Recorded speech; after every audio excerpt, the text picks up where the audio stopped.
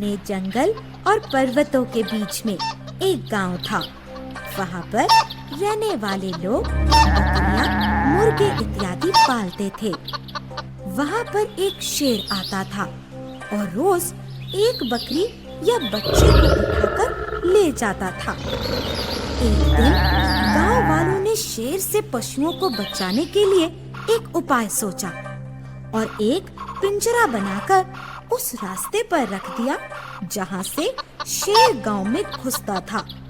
शेर जैसे ही उस रास्ते से आया और वह पिंजरे में बंद हो गया। शेर अपने आप को पिंजरे में बंद पाकर जोर जोर से दहाड़ने लगा, परंतु पिंजरे के पास कोई नहीं आया। सबने उसकी आवाज अनसुनी कर दी। तभी इसी गांव का एक ब्राह्मण उधर से गुजर रहा था। उसे देखकर शेर ने कहा, हे ब्राह्मण भाई, मैं इस पिंजरे में फंस गया हूँ और बहुत देर से चिल्ला रहा हूँ, पर किसी ने मेरी आवाज नहीं सुनी। आप कृपया करके मुझे इस पिंजरे से निकाल दो। मैं आपका उपकार नहीं भूलूंगा। ब्राह्मण को उसकी ये बातें सुनकर दया आ गई और उसने पिंजरे की कुंडी खोल दी और शेर ने पिंजरे से निकलते ही ब्राह्मण को नीचे दबा लिया और बोला, हे ब्राह्मण, मैं तुमको खाऊंगा और अपनी भूख मिटाऊंगा। मुझे बहुत तेज भूख लगी है। भाई, ये क्या कर रहे हो? मैंने ही तो तुम्हें पिंजरे से बाहर निकाला है और मुझे को खा रहा है। अरे कोई बचाओ, कोई तो बचा लो। तभी एक बंदर बोला जो पेड़ पर बैठा था, ए भाई, सुनो, क्या बात है? क्या झगड़ा है तुम्हारा? मुझे बताओ। सुनो बंदर भैया, ये शेर इस पिंजरे में बंद था और ये भूखा प्यासा जोर से दहाड़ रहा था और कह रहा था, मुझे बचाओ और इस पिंजरे से निकाल दो। मुझे इस पर दया आ गई और मैंने इसे पिंजरे से निकाल दिया और अब ये मुझे को खाने की कहता है। ए ब्राह्मण, तू झूठ बोल रहा है। शेर तो जंगल का राजा होता है। इतने छोटे से कटोरे में कैसे फंस सकता है? ये शेर नहीं है, ये तो कोई चूहा है। ये तो चूहे का पिंजरा है। शेर को तो मैंने अभी अभी देखा है। ये बात बंदर की सुन शेर गुस्से में आ गया और तैश में आकर बोला, हे बंदर, हम चूहे नहीं, जंगल के राजा शेर हैं। शेर मैं नहीं मानता। इस पिंजरे में तुम ही थे, वो कोई और होगा। इस पिंजरे में तो तुम आ ही नहीं सकते। तुम झूठ बोल रहे हो। यह सुन शेर बोला, लो, मैं अभी इस पिंजरे में घुस कर दिखाता हूँ। शेर पिंजरे में जैसे ही घुसा और पिंजरा पहले की तरह अपने आप बंद हो गया। बंदर ब्राह्मण से बोला, ए ब्राह्मण, भाग जा, तेरी जान बच गई है। ब्राह्मण बंदर की चतुराई देखकर हैरान रह गया और बंदर का धन्यवाद करता हुआ चला गया।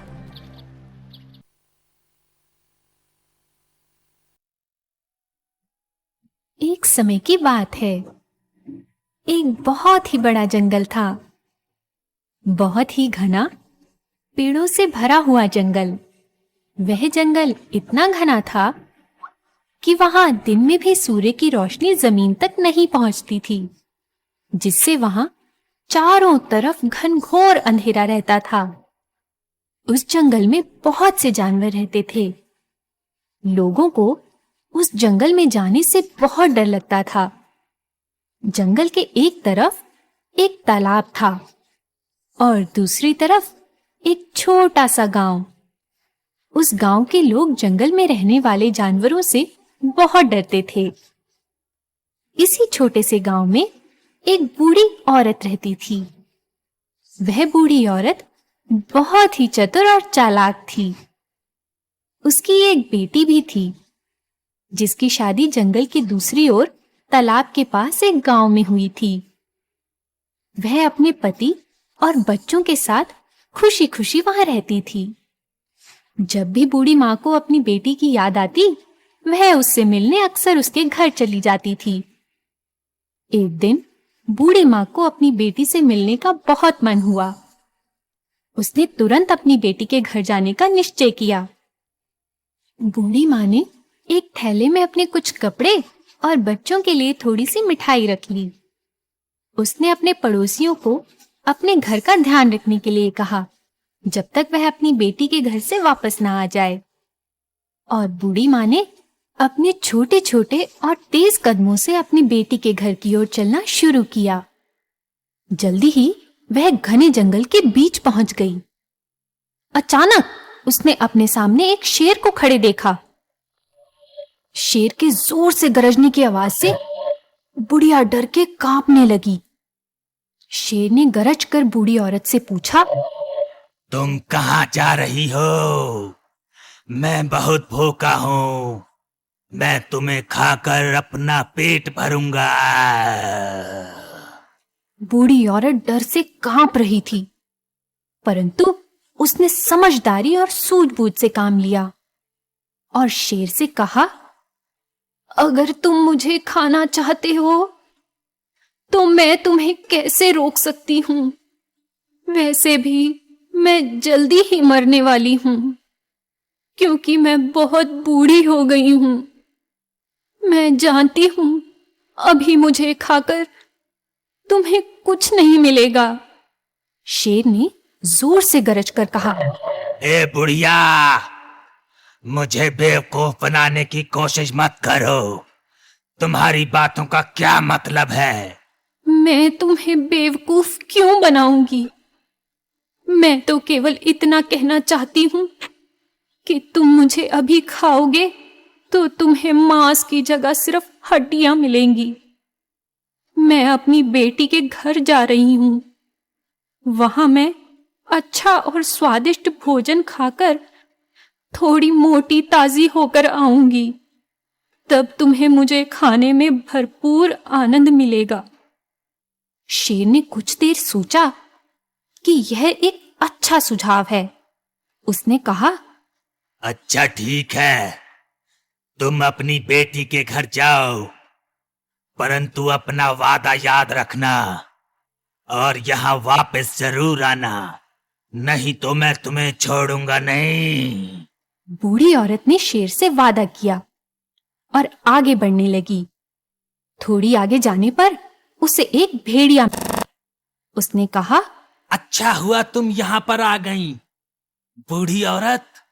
अब मैं तुम्हें खाकर अपना पेट भरूंगा। तब बूढ़ी औरत ने बिल्कुल वही कहा जो उसने शेर से कहा था। उसने कहा कि अगर तुम मुझे अभी खाओगे तो तुम्हें हड्डियों के अलावा कुछ नहीं मिलेगा, बल्कि जब मैं अपनी बेटी के घर से खा पी कर मोटी होकर आऊंगी, तब तुम मुझे आराम से खाकर अपना पेट भरना। भेड़िए ने बूढ़ी औरत की बात मानकर उसे आगे जाने के लिए कह दिया। ठीक है, अभी तुम जा सकती हो, लेकिन अपनी बेटी के घर से जल्दी वापस आना। बुढ़िया ने जल्दी जल्दी कदम आगे बढ़ाने शुरू किए और वह अपनी बेटी के घर सुरक्षित पहुंच गई। उसकी बेटी अपनी माँ को देखकर बहुत खुश हुई। बूढ़ी माँ ने अपनी बेटी के घर कुछ दिन स्वादिष्ट भोजन खाकर आराम से बिताए और फिर एक दिन उसने अपनी बेटी से कहा, अच्छा बेटी, अब मैं चलती हूँ और जिंदा रही तो फिर मिलेंगे। मुझे यहाँ रहकर बहुत अच्छा लगा। बेटी समझ गई कि मेरी माँ मुझसे जरूर कुछ छुपा रही है। उसने अपनी माँ से वह बताने के लिए कहा। बूढ़ी माँ ने सारी बात अपनी बेटी को बताई कि जंगल में उसके साथ क्या हुआ था। बेटी ने अपनी माँ को चिंता ना करने के लिए कहा और कहा कि वह इसका उपाय जरूर निकालेगी। उसने एक बहुत बड़ा और लाल कद्दू लिया और उसे अंदर से खोखला कर दिया। उसने अपनी मां को उस खाली कद्दू में बिठा दिया और अपने घर की ओर भेज दिया। कद्दू तेजी से जंगल में लुढ़कने लगा और जल्दी ही उसे भेड़िए का सामना करना पड़ा। भेड़िए ने कद्दू को रोककर पूछा, क्या तुमने किसी बूढ़ी औरत को देखा है? कद्दू ने कहा, नहीं, मैंने किसी बूढ़ी औरत को नहीं देखा। और वह आगे की ओर बढ़ने लगा। थोड़ी दूर जाने पर उसे शेर मिल गया। शेर ने कद्दू पर जोर से छलांग लगाई, जिसके कारण बूढ़ी औरत को कद्दू से बाहर आना पड़ा। इतनी देर में भेड़िया भी पीछे पीछे वहां पहुंच गया। बूढ़ी औरत ने चालाकी से कहा, देखो, मैंने तुम दोनों से वादा किया था। अब तुम दोनों मिलकर यह निर्णय लो कि कौन मेरा सिर खाएगा और कौन मेरे हाथ और पैर। शेर दहाड़ा और कहने लगा, निश्चित ही मैं सिर खाऊंगा। नहीं, सिर मैं खाऊंगा। मैंने इसे पहले देखा है, इसलिए सिर मैं खाऊंगा। और इस तरह दोनों आपस में जोर जोर से लड़ने लगे। चालाक बूढ़ी औरत यह सब देखकर चुपके से कद्दू में जाकर बैठ गई और अपने घर की ओर चलने लगी।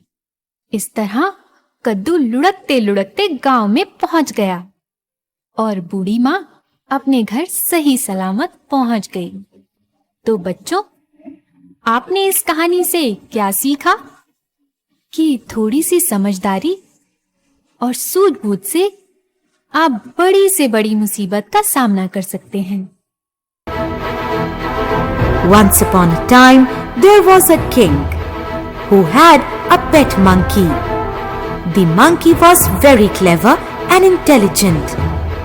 The learning power of the monkey was very good, and whatever the king used to teach him, the monkey used to learn very fast. The king taught him how to handle the bow and arrow and how to wield the sword. The monkey used to handle all of the king's works very efficiently and fast. He loved the king very much, and the king also loved him a lot. The king used to feed him cashews and almonds, which the monkey used to eat with a lot of delight, and he used to enjoy wearing all the new clothes that the king used to get for him. The king had a lot of trust on the monkey and made him his bodyguard. The monkey used to guard the king day and night and protect the king. One day, the king was resting and the monkey was on duty, taking care of all the king's needs. When the king was in deep sleep, a fly came and sat on the king's foot. The monkey waved his hands and the fly flew from the foot and sat on the king's hand. The monkey again waved his hands and she flew from his hand and started fluttering near the king's ears. These actions of the fly made the monkey really mad, and he started closely observing all the fly's actions. At this moment, the king turned on his side and the fly went and sat on his nose.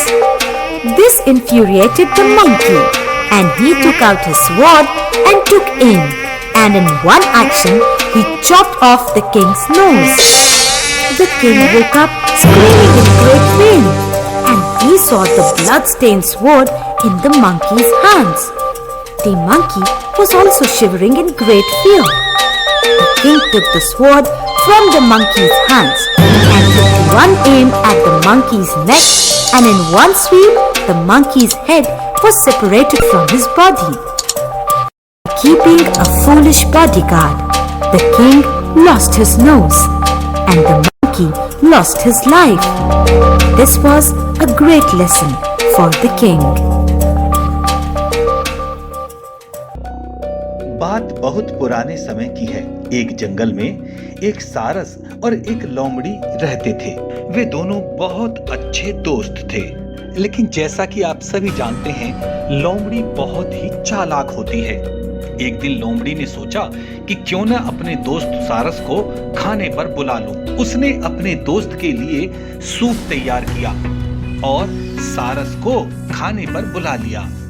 तो लोमड़ी ने मजाक करते हुए जानबूझकर सारस को soup एक थाली में परोस दिया। लोमड़ी को पता था कि सारस थाली में सूप को नहीं पी सकता। बेचारे सारस ने अपनी लंबी चोंच से सूप पीने की बहुत कोशिश की, पर वो सिर्फ अपनी चोंच ही भिगो पाया। उसे सूप ना पीता देख लोमड़ी मन ही मन अपनी ठिठोली पर बहुत खुश हुई और सारस से पूछने लगी कि क्या बात है मित्र, क्या सूप पसंद नहीं आया? दूसरी तरफ लोमड़ी अपनी जीभ से चाट चाट कर सारा सूप पिए जा रही थी। सारस बोला, नहीं मित्र, यह तो बहुत स्वादिष्ट है। सारस ने जब देखा और लोमड़ी जानबूझकर उससे सवाल कर रही है तो वो बेचारा सब समझ गया। फिर एक दिन मौका देख सारस ने भी लोमड़ी को अपने यहाँ खाने पर बुलाया और लोमड़ी दूसरे ही दिन सारस के घर खाने पर पहुंच गई। सारस ने भी खाने में सूप बनाया और लोमड़ी के साथ ही दूसरी लंबी चोंच वाले अन्य पक्षियों को भी बुलाया। सारस ने सभी को सुराही में सूप परोस दिया। सुराही का मुंह इतना छोटा था कि उसमें बस पतली चोंच ही अंदर जा सकती थी। इसी बीच सारस ने लोमड़ी से पूछा, क्या बात है मित्र, सूप अच्छा नहीं लगा?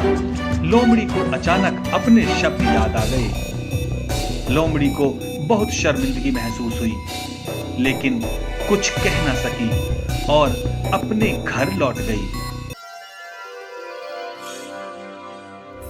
एक जंगल में तालाब के किनारे कबूतरों का समूह रहता था। इस समूह में छोटे बड़े बहुत से कबूतर थे, जिनमें बुजुर्ग, जवान तथा नटखट बच्चे भी थे। दाना खाकर मस्ती में खेलते कूदते थे और वे प्रतिदिन खाने की तलाश में इधर उधर जाया करते थे। उनका मुखिया एक बुजुर्ग कबूतर था जो बड़ा चतुर था। सारे कबूतर उसी के इशारे पर चलते थे। एक दिन ये कबूतरों का समूह उड़ता हुआ कहीं दूर खाने की तलाश में जा रहा था। चलते चलते कबूतरों की नजर एक जगह बिखरे हुए दानों पर पड़ी और वे लालायत हो गए। उनका नेता उनके मन का भाव समझ गया और उसने उनको समझाया, देखो, ये नीचे इंसानों की बस्ती है, यहाँ धोखा हो सकता है, हमें यहाँ नहीं उतरना है। लेकिन कुछ कबूतर बोले, हम यहाँ नहीं उतरे तो कहाँ जाएंगे, क्या खाएंगे? देखो मुखिया जी, वहाँ कितना अनाज बिखरा है, हम मजे से भर पेट खाएंगे। यह सुनकर छोटे कबूतर भी चिल्ला उठे, हमें भूख लगी है, प्यास लगी है। सबका चिल्लाना सुनकर नेता ने कहा, अच्छा ठीक है, परंतु सावधान रहना। मुखिया का यह आदेश सुनकर सारे कबूतर धीरे धीरे चक्कर लगाकर जमीन पर उतर गए और बड़े मजे से दाने खाने लगे। कुछ दाने पेट के अंदर जाते ही उनको मस्ती सूझने लगी और वो गुटरगू करके एक दूसरे के साथ खेलने लगे।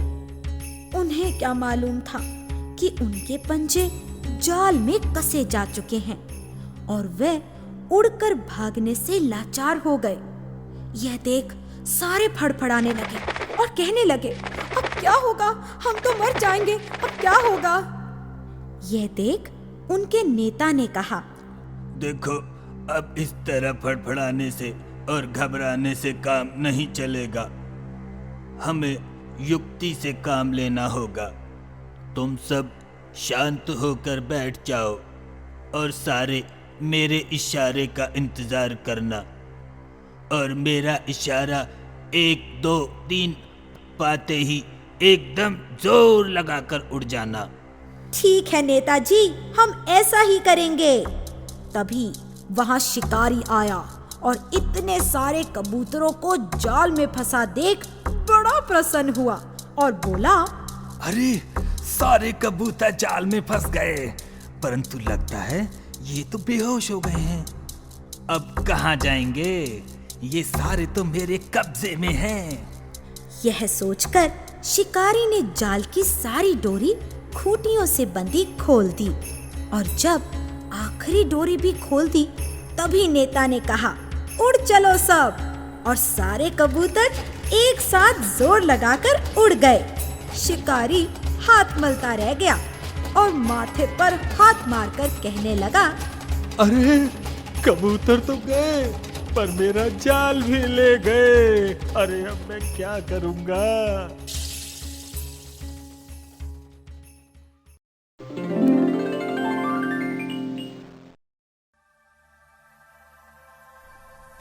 बहुत पुरानी बात है। एक गांव में एक लकड़हारा रहता था। उसकी एक छोटी सी झोपड़ी थी। वह और उसकी पत्नी प्रतिदिन जंगल में जाकर पेड़ से लकड़ी काटकर लाते और उन्हें बेचकर अपना गुजारा करते थे। वो पति पत्नी ईश्वर का नाम बड़ी श्रद्धा भाव से लेते थे और भगवान से प्रार्थना करते थे कि हे प्रभु, हमें मोह जाल से तथा लालच से बचाकर सदा ईमानदारी की राह पर चलाना। एक दिन प्रतिदिन की तरह लकड़हारा जंगल में लकड़ी काटने गया, परंतु उसे आज सूखी लकड़ी के लिए कोई पेड़ नहीं मिला। वह इधर उधर नजर मारता हुआ एक जगह पहुंचा जहां कुएं के पास एक पेड़ था और उस पर सूखी लकड़ी थी। वह उसी पेड़ पर चढ़कर लकड़ी काटने लगा। काटते काटते उसकी कुल्हाड़ी अचानक हाथ से छूटकर कुएं में गिर गई। यह देख वह बड़ा दुखी हुआ। उसकी आंखों में आंसू भर आए। वह पेड़ से नीचे उतरकर कुएं के पास बैठकर जोर जोर से रोने लगा और कहने लगा, हे भगवान, ये क्या हो गया? अब मैं क्या करूं? ये ही कुल्हाड़ी तो मेरे जीने का सहारा थी। अब मैं लकड़ी कैसे काटूंगा? मेरा गुजारा कैसे होगा? तभी उसके रोने की आवाज सुनकर कुएं से जल देवी प्रकट हुई और बोली, हे युवक, तू कौन है और इस तरह से क्यों रो रहा है? मुझे बता, क्या बात है? देवी, आप कौन हैं? मैं जल देवी हूँ, तुम्हारी मदद कर सकती हूँ। लकड़हारे की दुख भरी बातें सुनकर जल देवी नीचे पानी में उतरी और एक सोने की कुल्हाड़ी ले आई और बोली, ये लो तुम्हारी कुल्हाड़ी।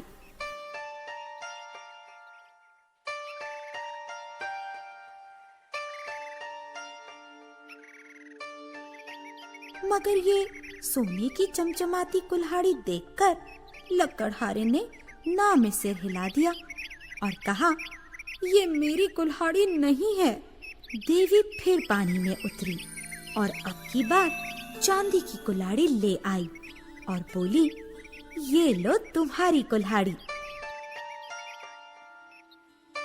परंतु इस चमचमाती चांदी की कुल्हाड़ी को देखकर भी लकड़हारे ने मना कर दिया।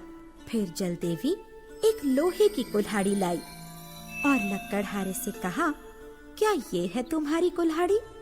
उसे देखकर लकड़हारा खुश होकर बोला, हाँ, यही है मेरी कुल्हाड़ी, लाओ इसे मुझे दे दो। देवी ने लकड़हारे को कुल्हाड़ी दे दी। वह हाथ जोड़कर जल देवी का धन्यवाद करने लगा। तभी देवी ने कहा, लकड़हारे, तुम्हारी इस ईमानदारी से मैं अति प्रसन्न हूँ। तुम्हारी परीक्षा लेने के लिए ईश्वर ने मुझे भेजा था। लो, ये सोने और चांदी की कुल्हाड़ी मैं तुम्हें प्रसन्न होकर दे रही हूँ और आशीर्वाद देती हूँ। तुम गरीबी से निकलकर आनंदमय जीवन व्यतीत करो। लकड़हारे ने देवी को हाथ जोड़कर प्रणाम किया और धन्यवाद करता रहा।